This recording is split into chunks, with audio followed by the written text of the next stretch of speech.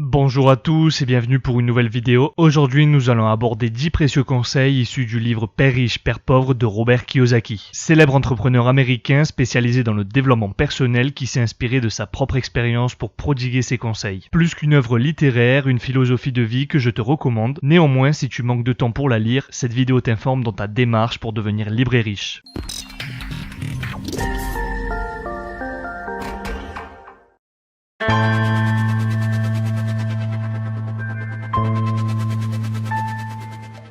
Le chemin qui mène à la richesse est parsemé d'obstacles, et très souvent la seule solution pour les franchir se fait par le biais d'un travail acharné. Mais travailler sans objectif ne mènera nulle part, et pourrait même empirer ta situation. Donc pour justifier tous ces efforts, tu dois avant tout hiérarchiser tes priorités et élaborer un plan de manœuvre dans le but de devenir riche. Une stratégie facile à mettre en place consiste à dresser deux listes, les je ne veux pas et les je veux. Par exemple, je ne veux pas que l'on me donne des ordres, je ne veux pas travailler toute ma vie, ou encore je ne veux pas être dépendant de mon travail. Et au contraire, je veux être libre, je veux avoir le contrôle sur mon temps de travail ou encore pouvoir voyager et profiter de ma famille. Dès à présent, examine la situation, pose-toi les bonnes questions et dresse la liste de tes motivations. En l'échafaudant, cela te permettra d'y voir plus clair, ce qui te mènera tout droit vers le succès.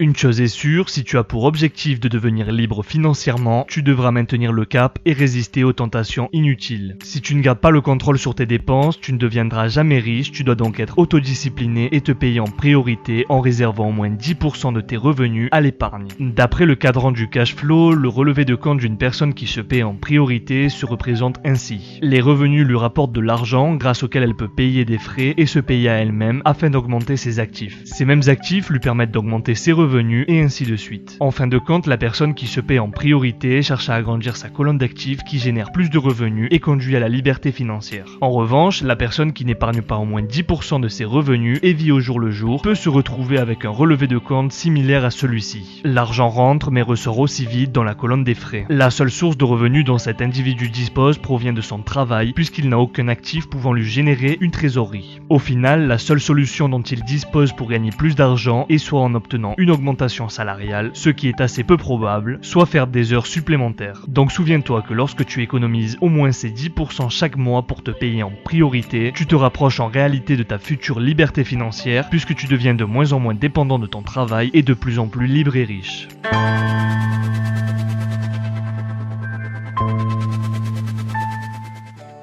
Antoine de Saint-Exupéry a un jour dit « Fais de ta vie un rêve et de ton rêve une réalité ». Autrement dit, tu as le choix entre rêver ta vie ou vivre tes rêves. C'est donc là qu'entre en jeu le pouvoir de décider entre continuer à avoir des problèmes d'argent et entre le fait de devenir riche. Comme nous l'avons déjà abordé, le pauvre a la mauvaise habitude de rechercher les plaisirs furtifs et immédiats puisque grâce à son dur labeur, il le mérite bien. Et c'est justement cette mentalité qui le pousse à des frais inutiles, à en abuser et le conforte ainsi dans la pauvreté. Néanmoins, le riche est celui qui a des frais calculés et donc intelligent. Attitude positive qui va le rendre encore plus riche. Un exemple à ne pas suivre, c'est prendre l'habitude de partir en vacances à crédit. Pratique courante, adulée par une majorité et pourtant qui te rendra encore plus pauvre car de retour de congé, il te faudra tout rembourser. En revanche, avoir le réflexe d'épargner tous les mois 10% de ton salaire va te permettre de financer ces extras sans avoir recours à un prêt, démarche qui te conduira vers la prospérité. Donc tous les jours, rappelle-toi que tu as la possibilité de choisir, aussi choisis d'être riche.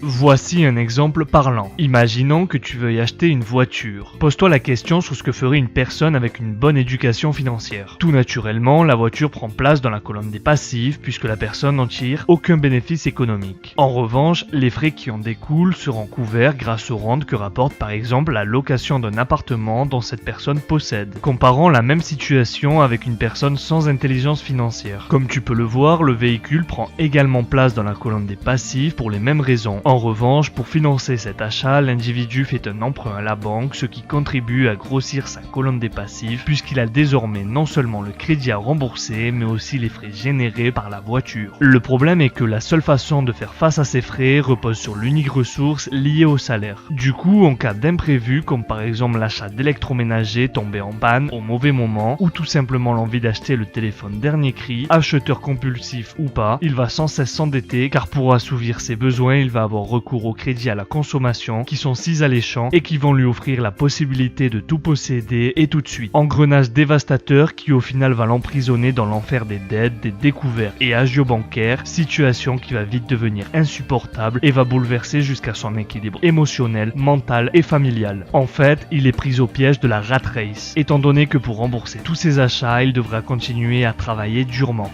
Donc si tu es toi-même dans ce cas de figure, réveille-toi. Il n'est jamais trop tard pour adopter le bon raisonnement. Augmente ta colonne d'actifs pour pouvoir acheter sans danger ce que tu désires dans la vie.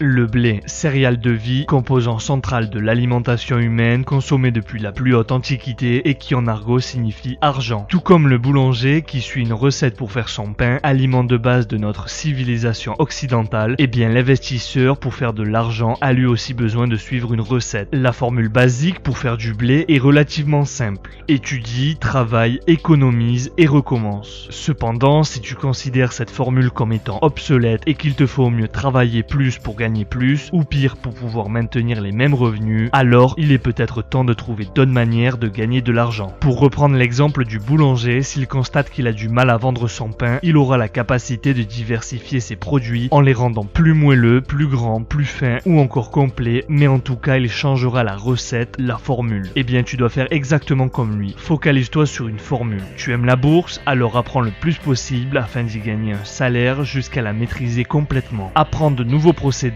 pour gagner de l'argent, en investissant par exemple dans l'immobilier, en créant ton affaire ou encore dans l'art. Les possibilités sont nombreuses, donc choisis une stratégie, approfondis-la, développe tes connaissances afin de la maîtriser au maximum et apprends-en une nouvelle.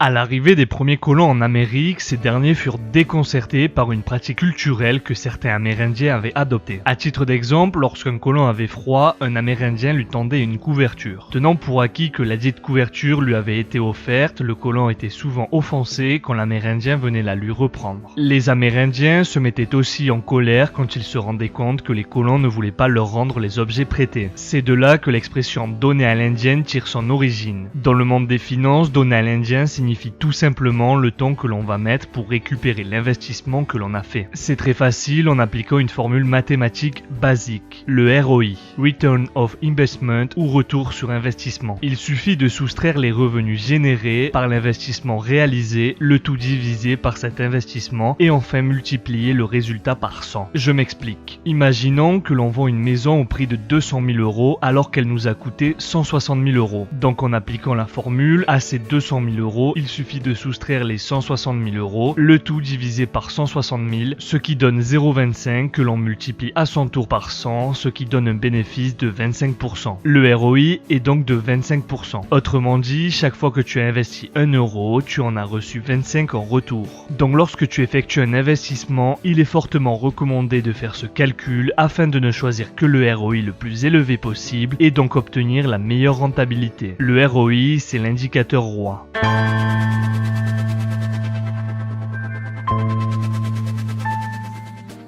Qui n'a jamais entendu la fameuse phrase « Dis-moi avec qui tu restes, je te dirai qui tu es ». Ce qui est important est de savoir t'entourer des personnes avec lesquelles tu as des affinités, des centres d'intérêt communs. Ça ne veut pas dire que tu dois choisir tes amis en fonction de leur argent ou de leurs revenus, mais plutôt en fonction de leurs connaissances et de ce qu'ils peuvent réellement t'apporter. Je m'explique. Une personne qui te tire vers le bas, qui te donne de mauvais conseils ou qui te décourage n'est peut-être pas l'ami idéal au moment d'investir. De même, tu ne pourras pas demander conseil ou simplement discuter d'un projet professionnel avec par exemple un fonctionnaire qui se conforte dans cette situation depuis plus de 20 ans, mais plutôt avec un entrepreneur ambitieux qui a de l'expérience dans ce domaine. Peut-être que t'éloigner ou du moins éviter momentanément leurs énergies négatives et pessimisme pourra t'aider à ne pas te démotiver. En revanche, agrandir ton cercle d'amis est une très bonne idée et te rendre à des séminaires, des réunions où tu pourras faire connaissance de personnes qui ont les mêmes affinités et objectifs te sera salutaire. Encore une fois, c'est une question de choix, de priorité. Tu peux avoir des tas d'amis, tous différents les uns des autres, mais sache t'entourer des bonnes personnes.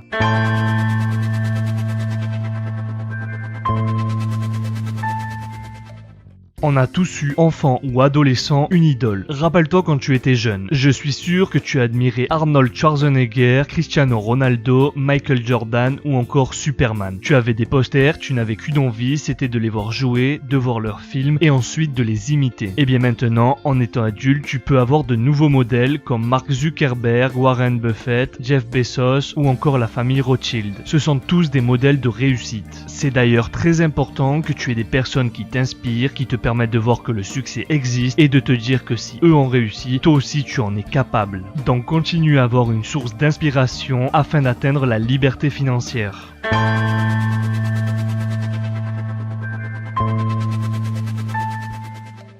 De nos jours, nous avons la chance de vivre dans l'ère de l'information où tout est interconnecté. Le numérique nous fournit une source de renseignements extraordinaire et très précieuse. Malgré tout, la plus grande différence entre les riches et les pauvres se trouve dans l'utilisation de l'information, la mise en pratique des conseils recherchés. Si tu es pénalisé par le manque d'éducation financière, tu devras la compenser par ta soif de savoir et ton ouverture d'esprit. Promène-toi dans la maison d'un milliardaire, l'une des premières choses que tu verras, c'est une vaste bibliothèque de livres. Les pauvres lisent des romans, des magazines pour se divertir, alors que les riches, eux, lisent pour apprendre, pour avoir plus de connaissances qui vont ensuite leur servir à mieux réussir. Prenons l'exemple de Warren Buffett qui estime que 80% de sa journée est consacrée à la lecture. Toujours est-il que cette information, pour qu'elle soit de qualité, a un prix. En effet, si tu as un problème juridique par exemple, tu ne vas pas tout laisser tomber et commencer à étudier le droit pour résoudre ton problème. La solution, faire appel à un avocat ou un bon conseiller en fonction de son domaine de compétences. Par exemple, pour la vente ou l'achat d'une maison, tu feras appel à un professionnel du secteur immobilier. Il deviendra alors tes yeux et tes oreilles sur le marché et te permettra de continuer tes affaires dans les meilleures conditions possibles. Pouvoir se focaliser sur son business est la meilleure façon d'atteindre la liberté financière. C'est pourquoi faire appel à des professionnels qualifiés et compétents qui te donnent de bons conseils te fera gagner un temps précieux et sera donc le secret pour devenir riche.